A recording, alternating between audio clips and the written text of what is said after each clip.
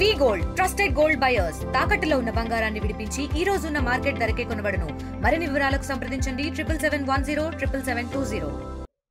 Yes Jubilee Hills ఎమ్మెల్యేగా నవీన్ యాదవ్ విజయం అయితే సాధించాడు. కానీ ఆ విజయం వెనకాల ఎన్నో కష్టాలు ఉన్నాయి. ఇటు తల్లి తండ్రులు, దాంతోపాటుగా నవీన్ యాదవ్ ఫ్యామిలీ పైన వచ్చినటువంటి ఆ దుష్ప్రచారం, ఇవన్నీ మనం చూస్తూ ఉన్నాం. మనతో పాటుగా మాట్లాడడానికి నవీన్ యాదవ్ తల్లి గారు ఉన్నారు.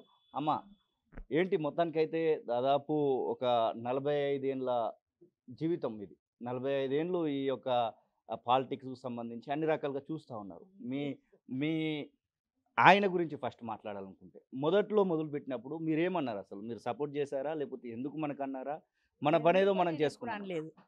ఎప్పుడు ఎందుకు అని ఎప్పుడు అనలేదు. తన ఇష్టం ఉంది, తను తిరగాలి, అంతేగాని మనం అడ్డుపడవద్దు కదా. అడ్డుపడ మనస్తత్వం నాది కాదు. ఆయన ఎట్లా తిరగాలనుకుంటే అట్లా తిరిగిండు. అంటే రాజకీయాలు అంటేనే ఒక రకంగా చెప్పాలంటే మళ్ళీ దానిలో హైదరాబాద్ గడ్డ మీద ఉన్నటువంటి రాజకీయాలు చాలా రకాలుగా బటగాల్చి మీదేసేటువంటి ప్రయత్నాలు అవి ఇవి జరుగుతూ ఉంటాయి.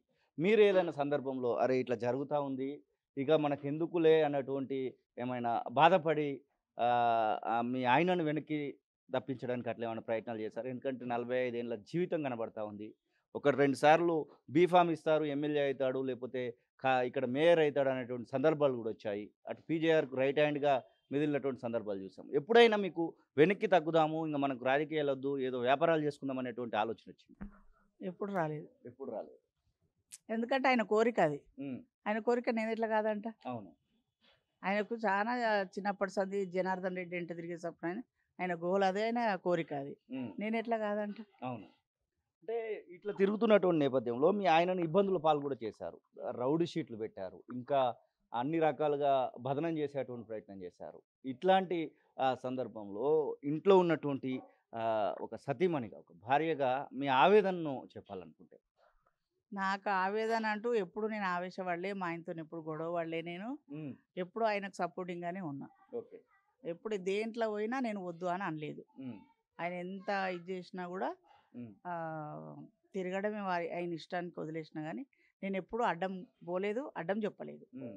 నవీన్ యాదవ్ గురించి మాట్లాడుకోవాలనుకుంటే, పుట్టినప్పుడు ఎవరు కూడా ఊహించము, కానీ దీనిలో ఇప్పుడు మీకు నవీన్ యాదవ్ గారు ఉన్నారు, తర్వాత 2 కూతుర్ల సంతానం కనబడతా ఉంది, అలాగే వెంకట్ యాదవ్.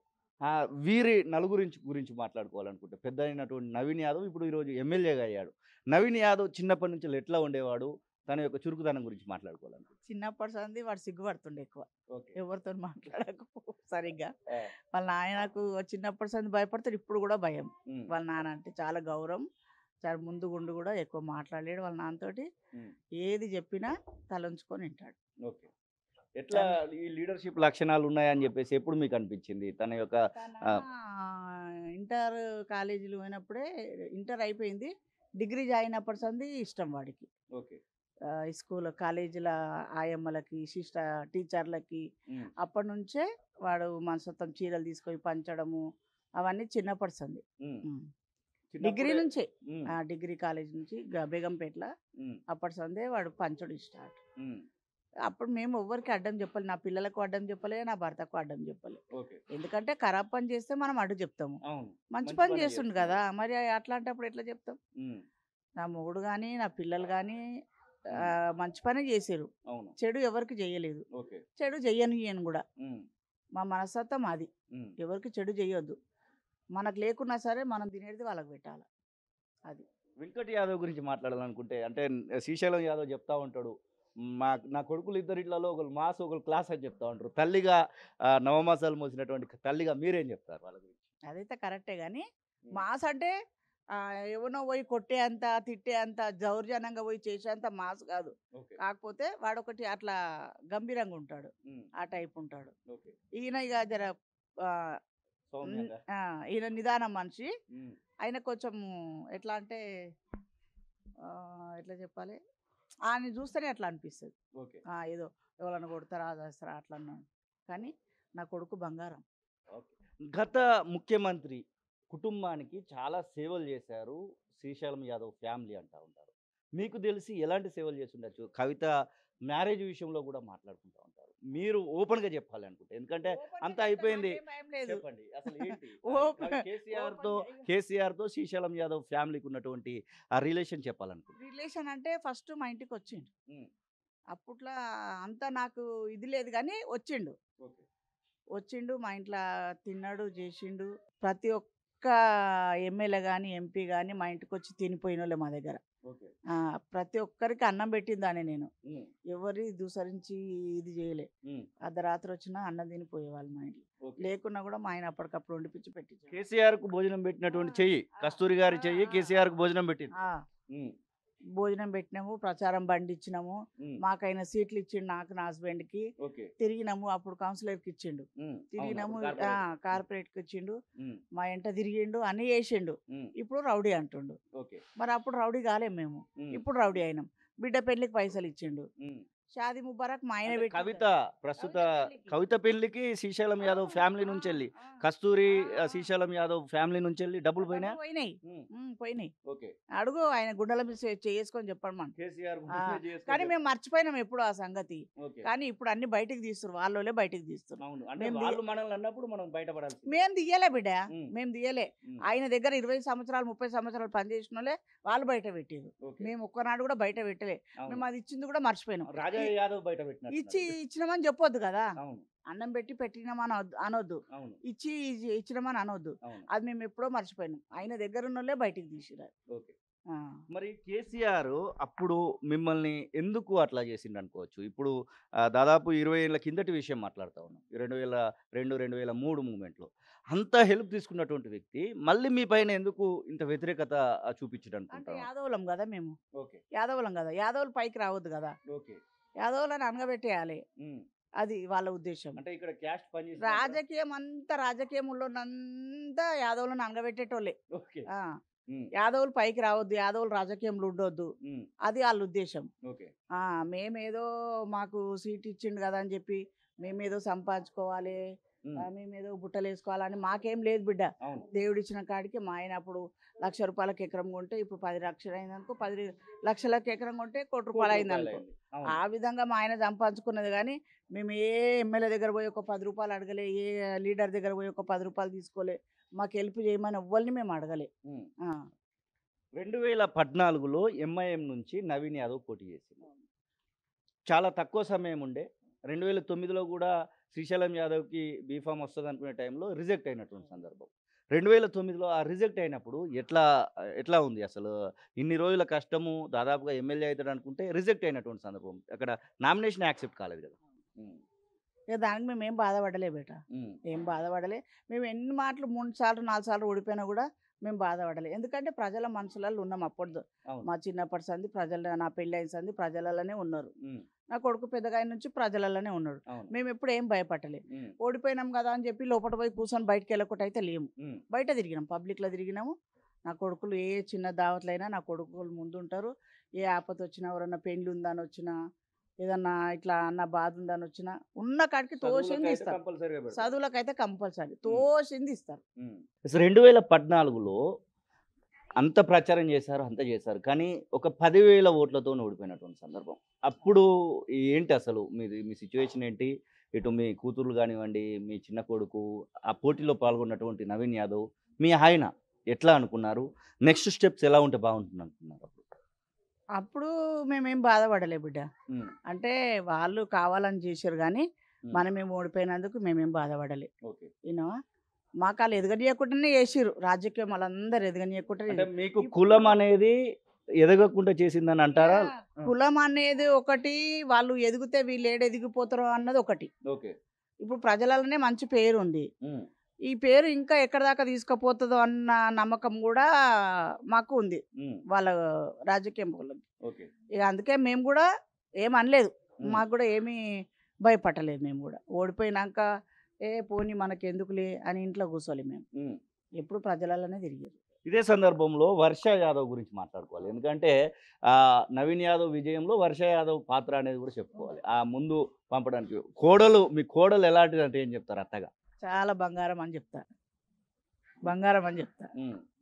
మొన్న ప్రచారం గురించి మాట్లాడాలనుకుంటే, ప్రచారం అయినా ఇంట్లో అయినా బయట అయినా నా కోడలు బంగారమే. చాలా ఉత్తమమైనటువంటి కోడలు అని చెప్తారా? కోడలంటే కోడలు తల్లి అత్త కోడళ్ళ లెక్క ఉండం మేము. ఓకే. తల్లి కూతురు లెక్కనే ఉంటాం. తల్లి కూతురు లాగానే ఉంటారు. ఇంట్లో తల్లి కూతురు లేకనే ఉంటాము. ఇక బయట కూడా అందరి నోట్లలో కూడా అదే అందరి అని మంచిది కూడా. 2024 ఎలక్షన్స్లో దాదాపుగా పోటీ చేస్తారనుకున్నారు కానీ పోటీ చేయలేదు. అప్పుడు అజారుద్దీన్కి సపోర్ట్ చేయాల్సినటువంటి పరిస్థితి వచ్చింది. బై ఎలక్షన్స్ వచ్చాయి 2025లో. అందరూ ఈసారి సపోర్ట్ చెయ్యి నువ్వు, నెక్స్ట్ టైం చూద్దాము అని మా కొడుకుని చెప్పారు అందరు పెద్దోళ్ళు వచ్చి.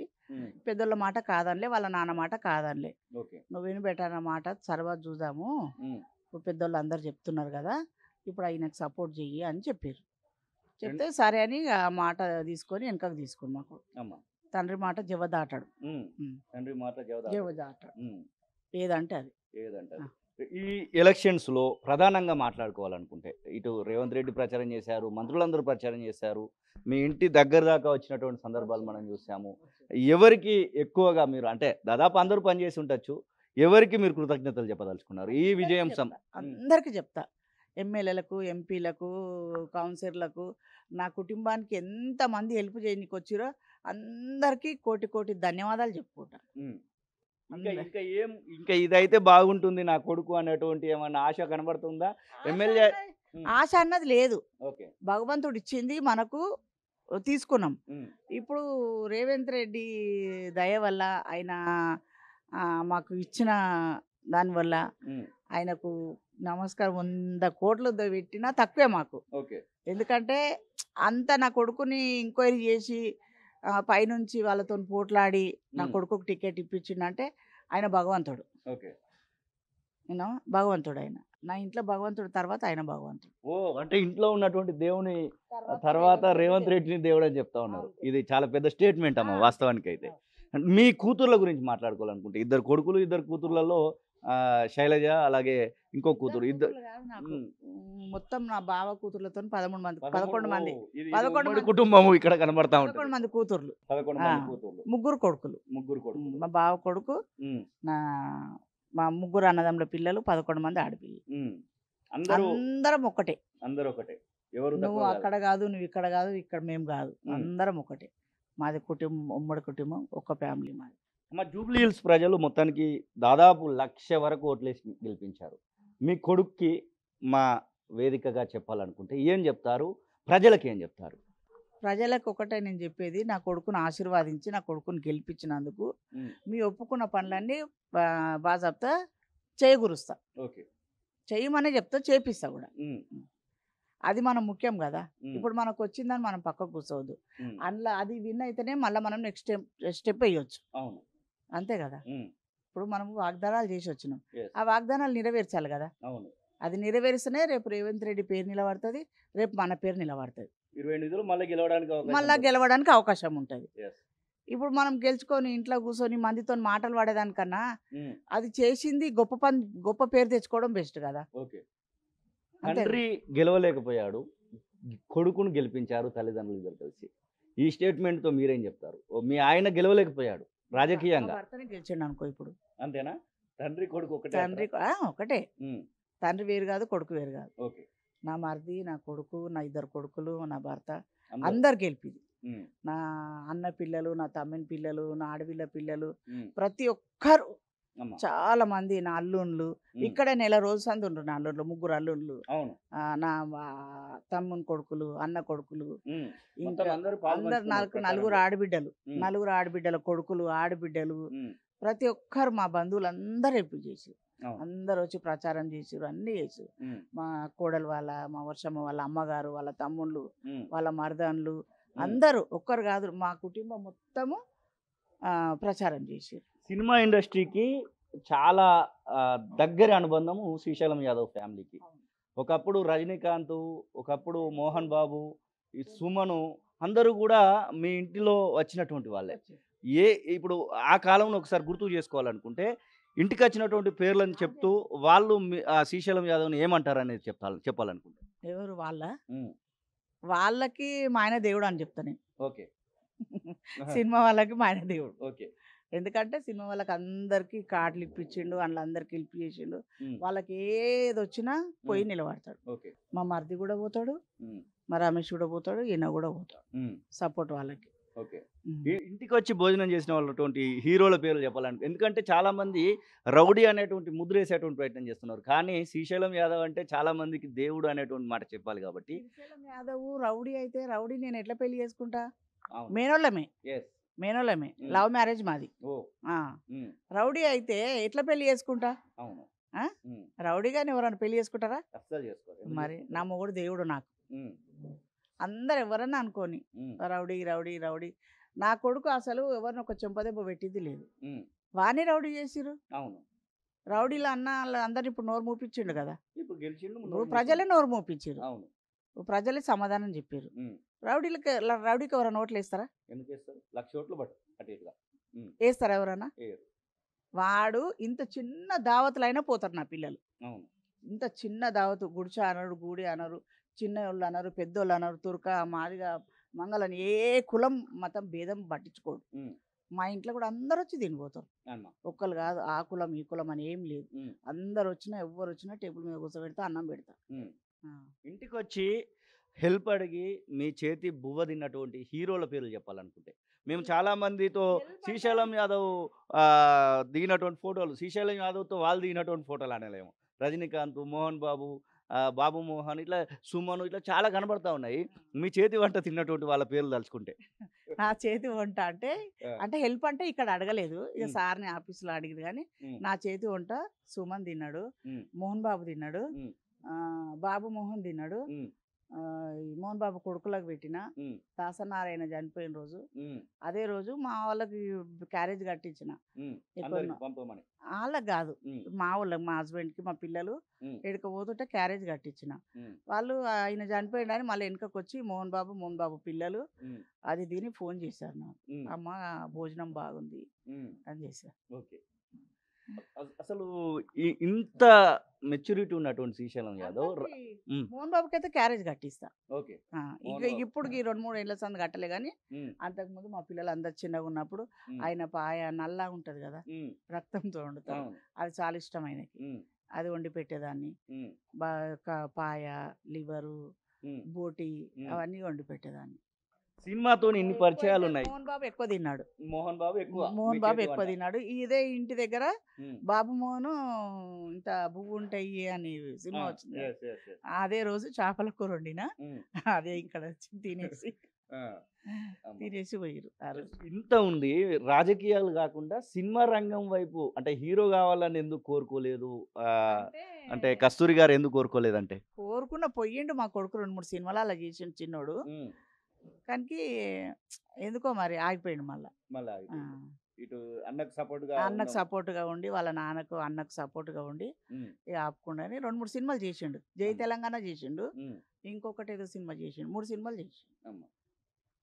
మీ ఆయన గురించి చివరిగా ఎవరైనా నెగిటివ్గా మాట్లాడితే, ఒక భార్యగా, ఎందుకంటే మీకే హక్కులు చాలా ఉంటాయి, మీకే హక్కులు ఉంటాయి పూర్తిగా, మీరు ఏం చెప్తారు? నెగిటివ్గా మాట్లాడేటువంటి వాళ్ళకి ఏం చెప్తారు? నెగిటివ్గా మాట్లాడుకున్నా ఎవరు ఏం చేసినా నా మొగుడు తప్పు చెయ్యడు. ఉమ్, తప్పు చేసినంత వరకు నేను ఏం పట్టించుకోను. ఉమ్, తప్పు చేస్తే ఉమ్, నువ్వు చేసినావా అని అడుగుతానేమో, అవును. కానీ ఇప్పటి వరకు అయితే నేను అడగలేదు. ఉమ్, ఇది చేసినావు, ఇది నువ్వు తప్పు చేస్తున్నావా అని నేను అడగలేదు ఇప్పటి వరకు. ఓకే. ఇప్పుడు మా పెళ్ళి 42 ఏళ్ళు అవుతుంది, ఉమ్, ఇప్పటి వరకు నేను అడగలేదు, ఎదురు మాట్లాడను. ఉమ్, మా ఆయన కూడా నన్ను ఏమన్నాడు. ఉమ్. మీరు అంతా కలిసి ఉంటారు కాబట్టి. అంతే. Yes, ఈ ఇంటి గురించి ఒక చర్చ జరుగుతూ ఉంటుంది. ఈ ఇంట్లో 40 మందికి రోజు భోజనం వండుతారండి. 40 ఇక్కడ మొత్తం ఉమ్మడి కుటుంబం జీవిస్తూ ఉంటారండి. కుటుంబం గురించి మాట్లాడుకోవాలనుకుంటే అసలు ఇప్పుడు మనం కూర్చున్నటువంటి ఇంట్లో ఎంతమంది ఉంటారంటే ఏం చెప్తారు? ఈడనా ఉమ్, నా మరిది ఉంటాడు, నా మరిది 4 పిల్లలు, మా తోటి కోడలు, ఉమ్, నేను, నా కొడుకులు 2, ఉమ్. నా చాలా పెద్ద కోడలు, ఫ్యామిలీ స్ప్లిట్ ఆ. ఉంది. మేమిద్దరం ఉంటాం. బావగారు వచ్చి మాదాపురంలో ఉంటాడు, ఓకే. ఇంకొక బావగారు వచ్చి ఇసుగూడలో ఉంటాడు, ఉమ్, మేమైతే ఇద్దరం ఇక్కడే ఉంటాం. ఓకే. అల్లుళ్ళ గురించి చెప్పాలనుకుంటే ఏం చెప్తారమ్మా? ఒక నక్క, రాహుల్ గౌడు, మహేందర్. నాకు ఎంతమంది అల్లులు అంటే 3, 4, 5, 6. మీరు ప్రతిసారి అంటే మీ కడుపులో పుట్టినటువంటి వాళ్ళతో పాటుగా ఇటు మరుదులు, ఇటు బావలు అందరికి సంబంధించి చెప్తా ఉన్నారు. అసలు ఇది ఎట్లా వచ్చిందంటే, అంటే సాధారణంగా అంటే నేను అందరినీ అల్లుళ్ళ లెక్క వేరే వాళ్ళ లెక్క చూసుకోను బిడ్డ, అందరూ నా పిల్లలే. ఓకే. అందరు నా పిల్లలే, నా బిడ్డలైనా మా బావ బిడ్డలైనా అమ్మ. నా బిడ్డలైనా అందరు ఒకటే సమానం చూస్తా. ఉమ్, నేను వాళ్ళు వేరే వీళ్ళు వేరే అని చూడ. ఓకే. మరి నా పిల్లలు చూడరు, నా భర్త చూడడు, నేను చూడ. ఉమ్, మా వర్షమ్మ కూడా అట్లా చూడదు. ఉమ్, మాది అంతా ఉమ్మడి కుటుంబము, ఒక్క దగ్గర మనం అంతా కలిసి కట్టుగా ఉండాలి. అదే మా ఉద్దేశం, అందరు హ్యాపీగా ఉండాలి. అవును. ఇక మాకు కొంతమంది చదరంగాలు చేసిరు మా తోని, కానీ ఉమ్, మేము మళ్ళా ఒక్క దగ్గరికి ఇంకా అది ఈ రోడ్ వైండింగ్ లా ఉమ్, అమ్మవారి కమాన్ గులగొట్టి ఉమ్. మమ్మల్ని చెల్లా చెదరు చేసిరు. కొంతమందికి ఆ, ముఖ్యంగా పెద్దమ్మ గుడికి సంబంధించి అప్పుడు పెద్దమ్మ గుడి ఉంది అంటే ఇప్పటి వరకు మనం చూస్తున్నాం అంటే దాని శ్రీశైలం యాదవ్ కారణం అంటారు. అసలు ఏం జరిగిందంటావమ్మ అప్పుడు? అంటే అప్పుడు లోదళ్ళు ఉండే ఆ గుడి మీద, ఉమ్, చిన్నగా ఉండే గుడి, ఓకే. చిన్న గుడి ఉండే. గుట్టల్లో పెద్ద పెద్ద గుండ్లు, ఉమ్, గుండ్ల మధ్యలో అమ్మవారు ఉండే. ఓకే. అమ్మవారు అంటే చాలా పాటి అమ్మ. ఉమ్, అయితే లోదైనా అని ఉండే. ఉమ్. ఎక్కడ ఉంటాడు ఆయన, హైదరాబాద్. ఓల్డ్ సిటీ దిక్కు ఉండే. ఓకే. అయితే ఆయనని తీసేసి ఇది గుడి పెద్దగా కట్టాలంటే ఆయన ఓన్ అన్నాడు ఓకే. ఆ గుడిలో నుంచి. ఉమ్, ఫోన్ అంటే ఇక మా ఊళ్ళో పోయి గుడి తాళము తీసి, ఉమ్, అప్పుడు జనార్దన్ రెడ్డి ఉండే, ఉమ్, ఆయనకు సపోర్ట్ చేసి తాళం తీసేసి అప్పుడు జనార్దన్ రెడ్డికి అప్పచెప్పారు. ఓకే. దాని తర్వాత ఇక గుడి పెద్దగా కట్టిర్రు. ఉమ్, పెద్దగా కట్టినాక అమ్మవారిని, పాత అమ్మవారిని కృష్ణా నదిలో కలిపేసి వచ్చిండు ఆయన. ఓకే. కానీ ఆయనకు మంచిగా కాలేదు. ఉమ్. ఎవరు? పీజీఆర్. పీజేనార్ ఉమ్, అమ్మవారిని పక్కకు పెట్టినట్టు ఏం కాకపోనేమో కానీ ఉమ్, ఆయనకు ప్రాబ్లం వచ్చింది. ఓకే. పీజేఆర్ తో చిన్న శ్రీశైలం యాదవ్కు ఉన్నటువంటి ఒక్క సంబంధం గిన్నెలో గురించి తినేలాగుండే, ఒక గిన్నెలో ఒక్క గిన్నె తినేలాగుండే ఇద్దరు. ఉమ్, ఏ రాత్రి తమ్ముడు అంటే వస్తున్నాను అని వెళ్ళిపోతుండే. ఓకే. నిద్రలు ఉన్నా సరే ఉమ్, ఫోన్ చేసినంటే అన్న వస్తున్నాను. అప్పుడు ఈ సెల్ ఫోన్లు ఇట్లా ఏం లేవు అదే, కదా, టింగ్ టింగ్ ఆ, చిన్న చిన్న. ఉమ్, ఇంట్లో ఫోన్లే. ఉమ్, ఫోన్ చేసి వస్తున్నాను అని పోతుండే. ఓకే. ఆ. మధ్యలో చాలా ఏమైనా డిస్టర్బ్ వచ్చిందా అంటే చిన్న డిస్టర్బ్ శ్రీశైలం అంటే యాదవ్ పైన రౌడీ ముద్ర పడడానికి పీజేఆర్ కారణం అంటూ ఒక చర్చ జరుగుతూ ఉంటుంది. నిజంగానే అట్లాంటి ఎఫెక్ట్ ఏమన్నా ఉండేదా?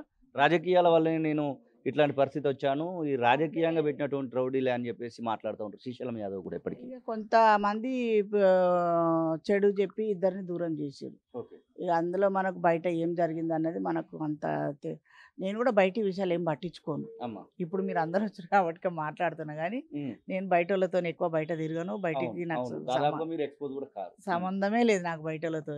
అమ్మ. ఆయన బయట ఎక్కడ పోయి వచ్చినా నువ్వు వేడి పోయినావని నేను అడగను, అవును. ఆడ గొడవ అయిందంట కదా అని అడగను. సంబంధం లేదు. సో, చంద్రబాబు నాయుడు సమయంలో శ్రీశైలం యాదవ్ జాయినింగ్, ఆ జాయినింగ్ ను కూడా ఆపాలని కుట్రలు జరిగాయి అంటూ ఉంటారు.